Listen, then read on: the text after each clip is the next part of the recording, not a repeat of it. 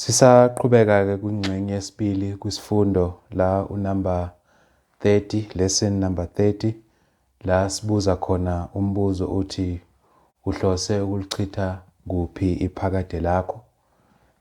Sikwingxenye-ke yesibili nokuyisifundo-ke sokugcina kulezi zifundo besiyibuka zabantu abasanda kubhajatisa ebandleni, abasha enkosini abathe bathobela izwi leNkosi. Kube intokozo kakhulu sukela kwisifundo sokuqala la sibuke khona ukuthi uma umuntu ekuKristu Jesu uyisidalwa esisha. Sesifinyele emaphetheleni-ke la sibuka khona izifundo zokuqala zamaKristu. Siphetha-ke ngendaba emqoka kakhulu ukuthi umuntu ahlolisise kakhulukazi umzalwane impilo yakhe. Nawe ungakabi umKristu sinethemba ukuthi ngokubuka lezi zifundo ungakhetha ukuthi uthobele ivangeli. iNkosi iyalile-ke ukuthi okholwa yivangeli lapha nama ufuna incwadi kaMathewu 16 verse 15 to 16 uthi la uKristu ekhuluma nabafundi bakhe, hambani ezweni lonke nishumayele ivangeli, okholwayo abhabhadiswe uyakusindiswa, ongakholwayo uyakulahlwa. So ivangeli lishumayele yilelo ukuthi uKristu wafa wembela kwathi ngosuku lwesithathu wavuka abafileyo. Uma ukholwa yilokho, uma uyimisela ukuthi ulalela uNkulunkulu, umfune uNkulunkulu ngenhliziyo yakho yonke, buya-ke eNkosini, uhlele impilo yakho, uthobele iNkosi, uthobele ivangeli, ungene emanzini ubhabhadiswe, wenze umntwana omusha kuKristu, bese uyakhula emsebenzini yonke emihle uKristu ayibekele abantwana bakhe. Uma wenze kanjalo uyobuya usindisile impilo yakhe futhi usendleleni enhle oyikhethile ukuthi uye kuBaba ezulwini. Esikhuluma ngayo la njengoba sikhuluma ngokukhetha indlela eya kuNkulunkulu. Sibonisile kusifundo esedlule kupart 1 ukuthi indlela zimbili, kunendlela yokuphila eyise kuphileni okungunaphakade, kunendlela eyise ekulahlweni. Sibona ukuthi indlela yokuphila ifuna ukuthi sithobele uKristu, silayele amazwi akhe, sihambe ekukhanyeni.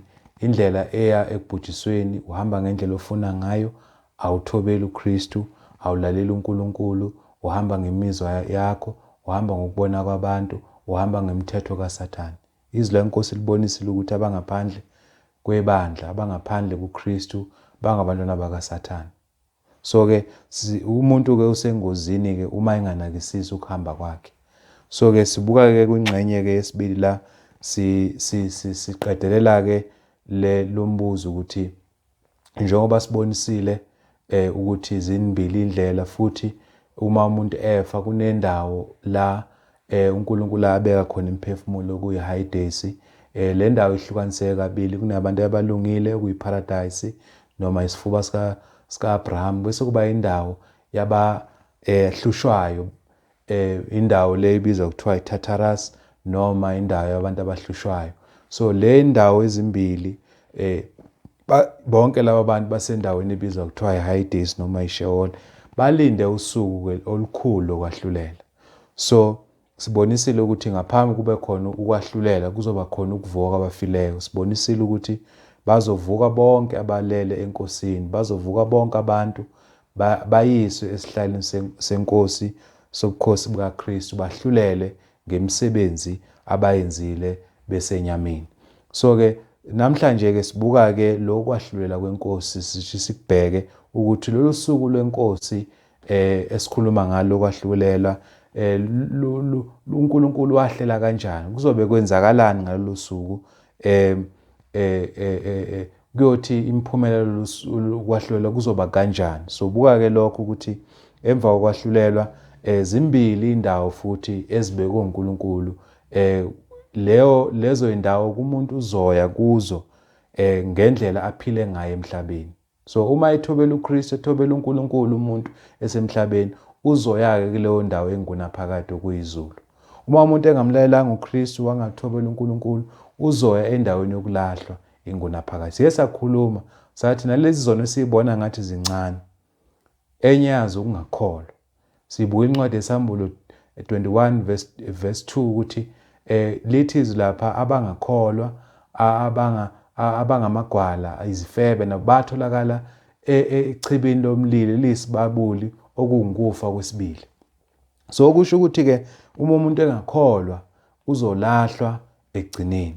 So namhlanje-ke siqedelela-ke le ndaba sibuka-ke kulesikhashana nje ukuthi usuku lokwahlulelwa lesikhuluma ngalo kuzobe kwenzakalani. Okokuqala nje kufanele siqonde ukuthi usuku lokwahlulela labekwa yiNkosi.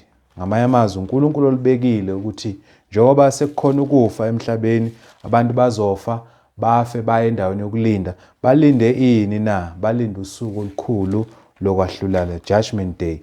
So-ke sibuke-ke la incwadi yamaHebheru ngokubhala umbhalo wamaHebheru ebonisa ngokuzayo. Uthini-ke la incwadi yamaHebheru chapter 9 sifunda la uverse Hebrews chapter 9 sifunda khona uverse 27. Futhi njengalokho kumiselwe abantu ukuba bafe kanye emva kwalokho ukwahlulelwa. So sikhulumile kusifundo lesedlule part 1 ukuthi ukufa kukhona, ukufa kohlukana komphefumulo nenyama. Sabonisa ukuthi-ke kuzoba khona usuku lokuvuka kwabafileyo. Lo suku nosuku lokwahlulelwa koba isikhathi esisodwa. Makubuya uKristu abafileyo bawuvuka abafileyo beya ukuyohlulelwa iNkosi ngalolu suku. So uthi-ke la umbhali-ke futhi njengalokho kumisela abantu ukuba bafe kanye emva kwalokho kuba ukwahlulela. So lubekiwe kusuku lokwahlulela. Uma uPawula ishumayela-ke ivangeli naye ukhuluma ngendaba le yokwahlulela alimisile uNkulunkulu ukuthi kube nosuku la ayohlulela umhlaba wonke. So uyabawona-ke abantu ukuthi nakalokhu nathi siyabawona abantu, siyabaxwayisa abantu ukuthi mabaphenduke ezonweni ngoba uNkulunkulu umisile usuku la azokwahlulela umuntu. So akuhle ukuthi kufike lo suku lokwahlulela mina ngingazange ngikholwe, mina ngingazange ngiphenduke ezonweni zami. Izenzo 17 sifunda la uverse 30 no31. Ngokuba izikhathi zokungazi wazithakalisa uNkulunkulu, kodwa kalokhu usememezela kubantu kuba bonke ezindaweni zonke baphenduke, njengokuba umisile usuku azakwahlulela ngalo izwe ngokulunga ngomuntu amisele lokho, enika bonke ithemba ngokumvusa kwabafileyo. So lo muntu-ke okukhulunywa ngaye la amisile awuzokwahlulela uKristu. So uNkulunkulu-ke ubeke usuku lokugcina, ubeke uKristu azohlulela thina bonke abantu emhlabeni. Ingakho-ke ivangeli lishunyayela ukuze kuprevent ukuthi abantu bahlulele bayise ekulahlweni. So-ke simemezela ivangeli ukuze umuntu ozwayo akwazi ukuthi aphendukele eNkosini. So-ke kumqoka ukuthi umuntu kaNkulunkulu abuyele kuNkulunkulu, ngoba kunosuku olukhulu la umuntu ezolahlwa nguNkulunkulu. So-ke lolu suku-ke sikhuluma ngayo liyofika ngokuzuma. Sikhulumile ukuthi usuku lokwahlulela nosuku lokubuya kweNkosi isikhathi esisodwa. So liyofika lolu suku leNkosi mayisibuya iNkosi izokwahlulela umhlaba, uyofika ngokuzuma. Uyabona? Ake sibuke incwadi yabaseThesalonika uchapter 5 bokuqala chapter 5 verse 2. 5 verse 2. Ngokuba nina uqobo niyazi kahle ukuthi usuku lweNkosi luza njengesela ebusuku. So ukufika kweNkosi kuyozunga abantu abaningi. Abantu abaningi babe betamasa benza umathanda benganakile bengaqaphelile ukuthi bahleli impilo zabo belungisela usuku olukhulu. Futhi lolu suku olukhulu lokwahlulela futhi nomhlaba uyobugoqwa kube kukuphela komhlaba. Mhla uKristu ebuya uzobe ezehlulela abantu futhi egoqa umhlaba. Ilokho uPetro wakukhulumayo-ke 2 Peter 3 sizofunda khona la uverse 10. 2 Peter 3 sizofunda la uverse 10. Ithi-ke lana kepha usuku lweNkosi luyakufika njengesela mhla amazulu eyakudlula ngokuhlokoma kuyakusha konke kubhidlike, nomhlaba nemisebenzi yawo kuyakusha. So ngosuku lokwahlulela, ngosuku leNkosi mayibuya, umhlaba wonke uyogoqwa. Lo mhlaba esiphila kuyo uyoqedwa. Kusitshelani lokho ukuthi le ndawo esikuyo ayikho permanent. Le mzimba esinikeze yona ayikho permanent. Ingakho umuntu akufanelanga abheke kakhulu ezasemhlabeni, abheke okungale kwethuna. Ngoba okwangale kwethuna la siyohlala neNkosi ingunaphakade. So ingakho simemezela, sikhuthaza abazalwane bethu ukuthi bahlale ekukholweni, bahlale ebungcweleni, baqaphele impilo yabo, baphile impilo efunwa iNkosi. Ngoba ngosuku lolu olukhulu oluzayo, iNkosi yobiqeda konke, yobiqeda zonke iy'nhlelo zabantu, yobiqeda konke okwakhiwa ngabantu ngemiqondo yabantu. Ngalolu suku abantu kufanele baphendule ngey'mpilo abay'philile. So usuku leNkosi-ke luyofika ngokuzuma, luyofika ngani? Abantu bengalindele. Sibonisile-ke ngale kuncwadi zenzo 17 verse 31 ukuthi uNkulunkulu uyomise uKristu ukuba kube uyena ozokwahlulela abantu. Ake sifunde incwadi yabesibili abaseKorinte chapter 5 verse 10.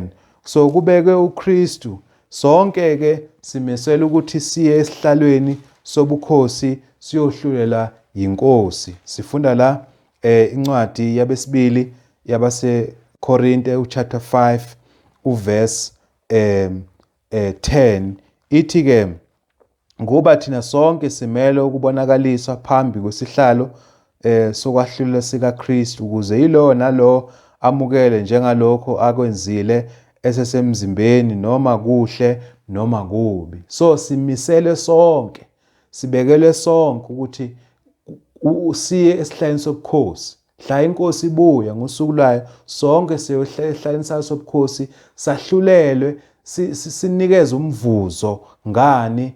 Ngokwemisebenzi yethu esiyenzile kuphi? Enyameni. Ingakho sithi kubazalwane bethu mabayiqoqe, abazalwane bethu mabajonge ubungcwele, abazalwane bethu mabajonge ubulunga. Ngoba ngalolu suku umuntu uyokwamukela ngale ndlela aphile ngayo esisemhlabeni.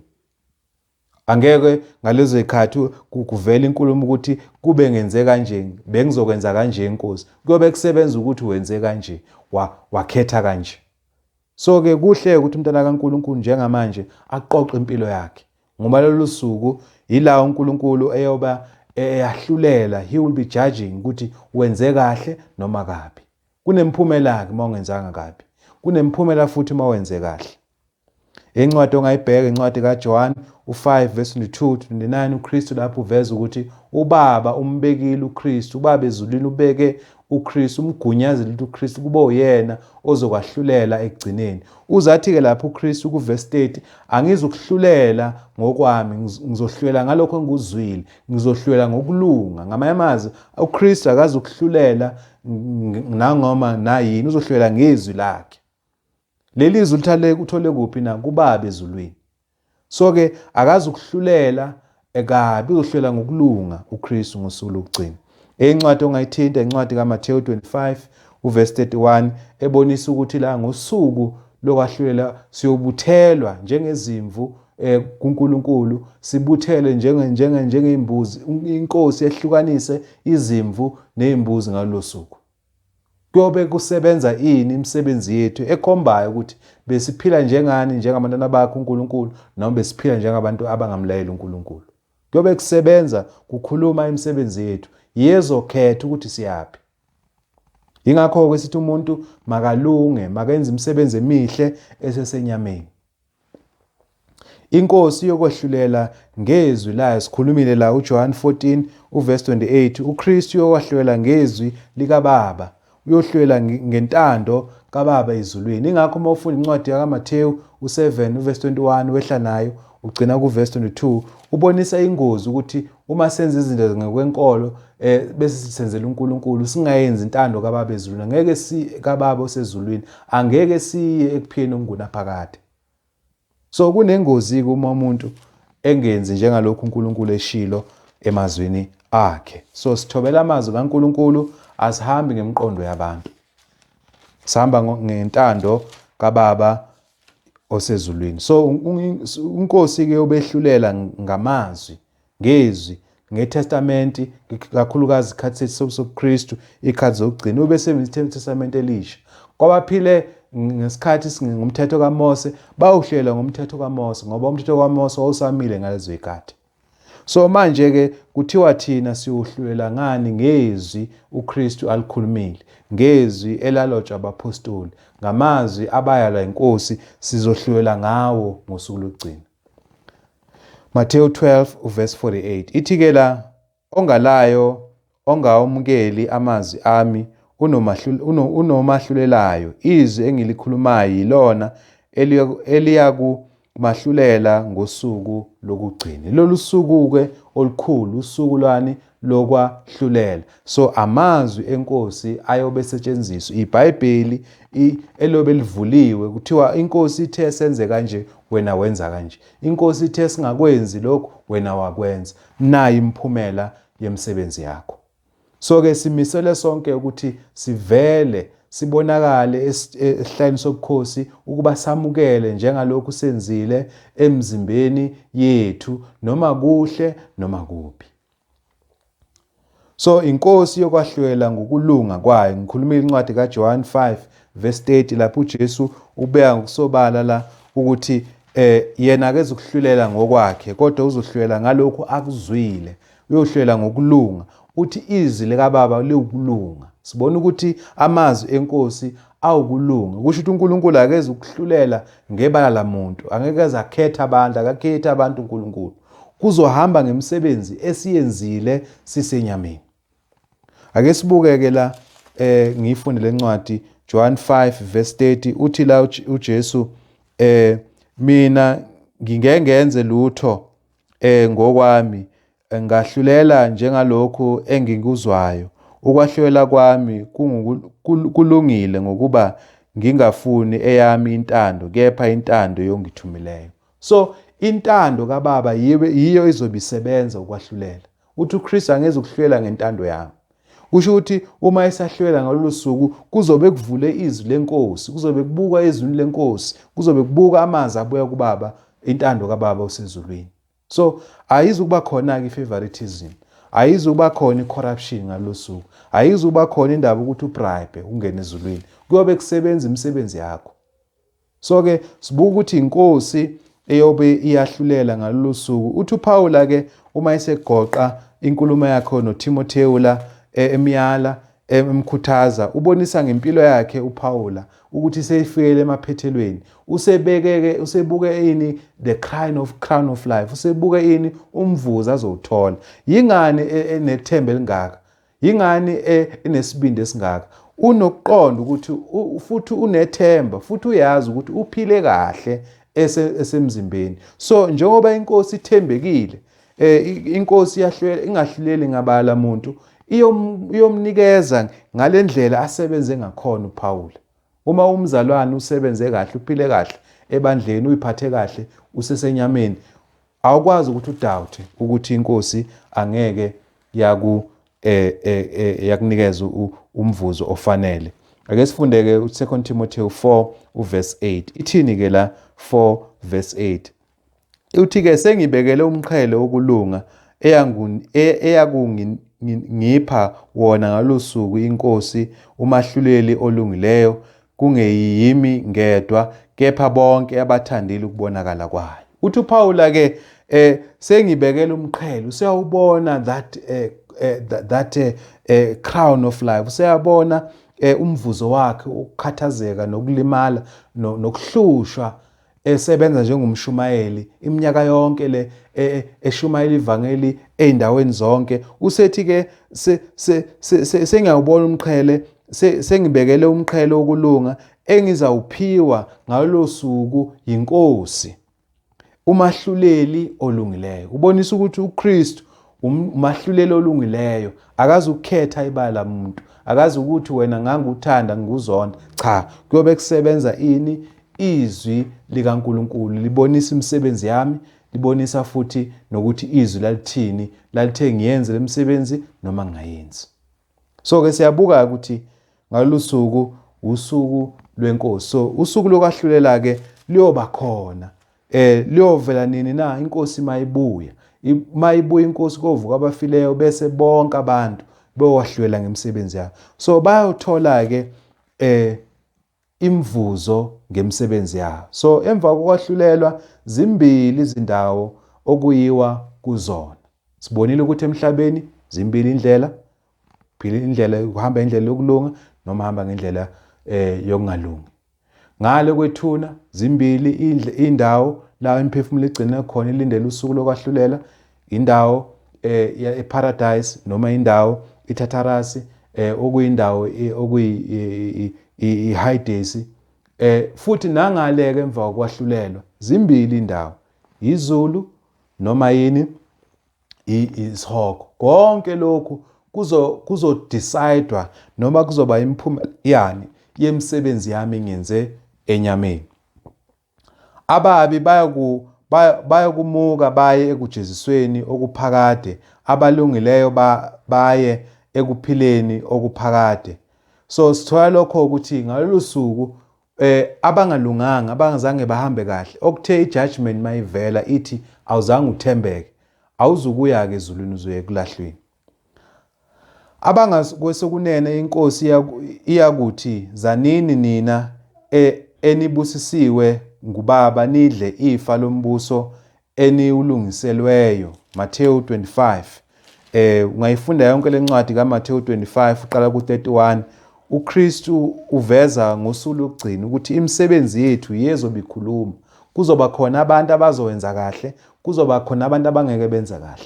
So imisebenzi yabo ke yiyo ezoba ikhuluma ukuthi wena uyapi. Ingakho sithi namhlanje umbuzo esiwubuza kulezi zifundo, uhlose ukulichitha kuphi iphakade lakho. Imisebenzi oyenzayo yiyo echazayo ukuthi iphakade uzolichitha kuphi. Uzolichitha utamasa emhlabeni bese uye esihogweni noma uzoyimisela uphila impilo efuna uNkulunkulu na kuwe. Ake sibuke ke la kuMateyu ngithe sithinte la uMateyu 25 sibuka la uverse 34. Mateyu 25 sibuka la uverse 34. Mateyu 25 sibuka la uverse 34. Ithi ke la khona inkosi izakuthi kwabangasekunene sayo zanini nina enibusisiwe ngubaba nidle ifa lombuso eniwulungiselwe soloko kwasekela umhlaba, ngokuba ngangilambile nangipha ukudla, ngangomile nangiphuzisa, ngangingumfokazi nangingenisa, ngihambaze nangembathisa, ngangigula nangibamba, ngangisetilongweni neza kimi. Khona bayakuphendula abalungileyo ngokuthi inkosi, sakubona nini ulambile sakupha ukudla noma womile sakuphuzisa na? Sakubona nini ungumfokazi sakungenisa noma uhambaze sakwembathisa na? Sakubona nini ugula noma usetilongweni seza kuwe na? Iyakuphendula inkosi ithi kubo, ngiqinisile ngithi kini njengokuba nikwenzile komunye walaba bafowethu abancane nikwenzile kimi. So imisebenzi yethu iyona izobe ikhuluma ngalusuku ukuthi wena uhambe kanjani phambi kaNkulunkulu. Imisebenzi emihle yiyo ezokwenza ukuthi umuntu angene kuphi ezulu ngoba umthobelile uNkulunkulu. So zonke into ezibalala baba nesihawu, bahawukela abantu, bapha abantu ukudla, benza konke okuhle okufuna uNkulunkulu ezweni lakhe. Sigcinele ezulwini ifa elingabuniyo nelingapheliyo mawufunda incwadi kaPeter uqala chapter 1 verse 4. So umvuzo wethu uhlezi kubantwana bakaNkulunkulu uma bethembekile behamba kuyo yonke imisebenzi uNkulunkulu ayibekile emihle, bethembeka, behamba ekukholweni, bengahlubuki ekukholweni. Ukhona umvuzo oyingunaphakade. Siyakuba noJesu inkosi nomsindisi wethu nobaba wethu uNkulunkulu phakade ezulwini. Amazwi uNkulunkulu uKristu eduduza abafundi bakhe eselungisela ukuya ezulwini, esebona ukuthi lusondela usuku lwakhe ukuthi ayobethela esiphambanweni, uyabaduduza abafundi bakhe, uyabayala ukuthi balinde, bazi ukuthi esezulwini ubalungisela umuzi, ubalungisela ikhaya, ubalungisela indawo. So-ke asihambi nje ekukholweni singenalo ithemba, siyazi ukuthi likhona ikhaya lethu elisezulwini. Noma sihlupheka, noma silinyazwa, noma sishiya abangani bethu, noma singasupporti abazane bethu ey'ntweni ezinhle, siyazi ukuthi ukhona umvuzo omkhulu ngale kwethuna, ngale ezulwini. Ake sibukeke la uJohn 14 verse 1 to 6. Uthi-ke inhliziyo yenu mayingakhathazeki, kholwani nguNkulunkulu, nikholwe yimina. Ekhaya likaBaba kukhona izindlu eziningi. Uma bekungenjalo bengiya kunitshela ukuthi ngiya ukunilungisela indawo. Nanxa ngiya nginilungisela indawo, ngobuye ngize nginibuyisele kimi, ukuba lapho ngikhona nibe khona nami, nalapho ngiya khona niyayazi indlela. UThomas wathi kuye, Nkosi, asazi lapho uya khona, siyazi kanjani indlela na? UJesu wathi kuye, mina ngiyindlela neqiniso nokuphila, akakho oza kuBaba ngaphandle kwami. So nayi indlela eya ezulwini. Uyababonisa la abapostoli ukuthi ukuya kuBaba kufaka ukuthi layele izwi lami, lihambe ey'nyathelweni zami engiyibekile. So-ke sithola-ke ukududuzwa inkosi la ukuthi amaKristu, abantwana bakaNkulunkulu, abantu abalandela uNkulunkulu banendawo, banekhaya ngale ezulwini. So-ke uma senze kahle siyoba neNkosi yethu, siyoba noBaba wethu ezulwini. Esifunde ngabo-ke futhi noma esibathintile nje la kuMathewu 25, abangase khohlo abaqalekisiweyo baya emlilweni ophakade olungiselwe uSathane nezingelosi zakhe. Ake sibukeke la uMathewu 25 uverse 41. Ithi-ke lana-ke khona iyakuthi kwabesokhohlo, dedani kimi nina baqalekisiweyo, niye emlilweni ophakade olungiselwe uSathane nezingelosi zakhe, ngokuba ngangilambile aningiphanga ukudla, ngangomile aningiphuzisanga, ngangingumfokazi aningingenisanga, ngihambaze aningibathisanga, ngigula ngisetilongweni aningihambanga. Khona bayakuphendula nabo bathi, Nkosi, sakubona nini ulambile, noma womile, noma ungumfokazi, noma uhambaze, noma ugula, noma usetilongweni, singakukhonzanga na? Khona iyakuphendula ithi, ngiqinisile ngithi, lokho eningakwenzanga komunye walaba abancinyane anikwenzanga nakimi. Laba bayakumuka, baye ekujezisweni okuphakade, kodwa abalungileyo baye ekuphileni okuphakade. Zimbili izindlela. Siyabuza namanje ukuthi ngabe impilo yakho iphilayo isho ukuthi uyaphi? Ufisa ukulichitha kuphi iphakade lakho na? Ufuna ulichitha esihogweni noma ufuna ulichitha ezulwini? Impilo yakho-ke namhlanje mayikhombe lokho. Sibonisa ukuthi imisebenzi yethu iyona ezobikhomba. Abokokhohlo-ke la yilaba abazoyiswa ekulahlweni okuyingunaphakade, ngoba abazange bathembeke, abazange bayenze imisebenzi efunwa inkosi bese senyameni. Umusi wokuhlushwa kwabo uyakwenyuka phakade, abasayi kuphumula imini nobusuku. Lo mqondo siwuthola la kuMathewu, umqondo ofanayo nala kwisambulo 14 verse 11. So-ke bawuhlushwa ingunaphakade. Umntana kaNkulunkulu akufanelanga atholakale lapho. Yingakho sishumayela ivangeli, yingakho sikhuthaza abazane bethu ukuthi bame ekukholweni, bagxile ey'ntweni ey'funa uNkulunkulu, ngoba kunosuku olukhulu olubekiwe lokwahlulela. La umuntu uyakwahlulela ngemisebenzi ayenzile bese eyiswa ekulahlweni. Awufisi ukuthi uye kule ndawo la kuzoba khona umusi. Umusi phela i-smoke every day, wokusha every day forever. So-ke sibalekela lusuku, ingakho sikholwa, ingakho sibalekela ukutamasa ukukhona kuphi emhlabeni.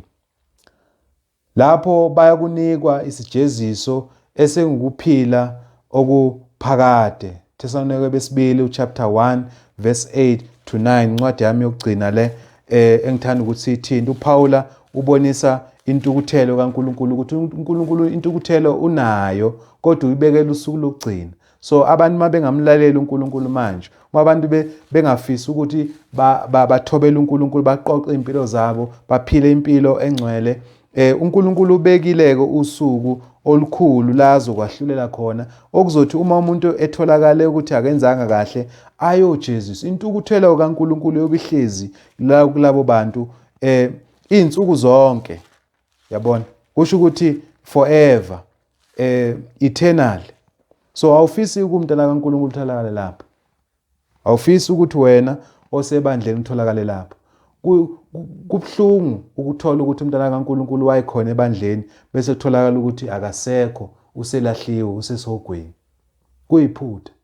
So ingakho kufanele siqoqe impilo zethu, sisondele kuNkulunkulu, sibambelele, sigxile ekukholweni, singaxeki, sibheke usuku olukhulu oluzayo. Uthi-ke la u2 Thessalonians chapter 1 verse 8 to 9, elangamini lomlilo ephindiselwa kwabangamazwi uNkulunkulu nakwabangalaleli ivangeli leNkosi yethu Jesu, abaza kunikwa isijeziso esingukubhujiswa okuphakade, basuke phambi kobuso beNkosi naphambi kwenkazimulo yamandla akhe. Asikufisi lokho, asifiseli umuntu. Ingakho sishumayela ivangeli, ingakho sisebenza noKristu ekuhlengeni umuntu, ukuhlengeni umphefumulo womuntu. Ingakho uKristu yakhe ibandla, umkhumbi ozothwala abantu abasindisiweyo ukuze baye kuBaba ezulwini. Bayahlengwa ngoba kunosuku olubekiwe la uNkulunkulu ayothula intukuthelo yakhe yonke kubantu abangazange banjani bakhona, abantu abangazange bamlalela, abantu abangazange bamnaki, eyakhe konke kusemhlabeni.